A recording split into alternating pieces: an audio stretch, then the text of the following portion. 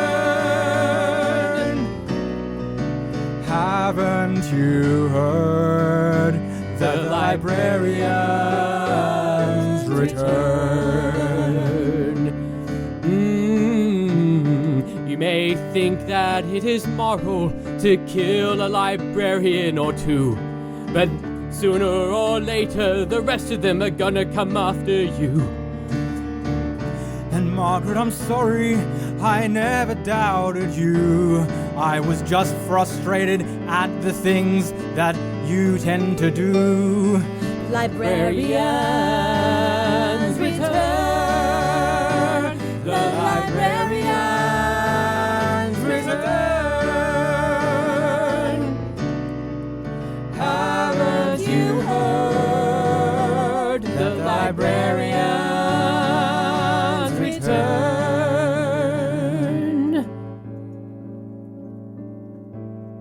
Doctor, Yes.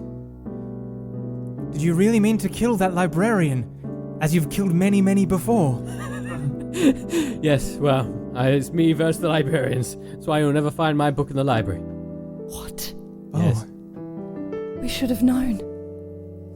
Well, I've got to say, Dr. Joseph, now that we're on the run from the library cabal, there's only one thing to do but to join you on this quest. Oh, Together. there's no joining me. No one could ever love me. Doctor, Too perfect. Oh, Duke. what if we all ran away together and fought the librarians as like a double date situation? What do you mean, Duke? That you've been under my nose this whole time? Yes, just hiding behind your cheeks. The face cheeks for now. But I think I've seen all of your flaws and all of your mores, and I only want more of your mores and your flaws. And you are the biggest pile of books that I could ever love. And you're full of knowledge like the last king of Scotland, and I just think you're brilliant. And if you'd be willing to be loved by me, I think I'd be willing to love you. That's amazing. With this love that I'm finally feeling, it's like all the gaps in my armor are filling up. You know, I feel impossible to kill. I feel perfect. So, you know what? It's time to let them return. Let the librarians return. Let the librarians return. Haven't you heard? We're in love, so let the librarians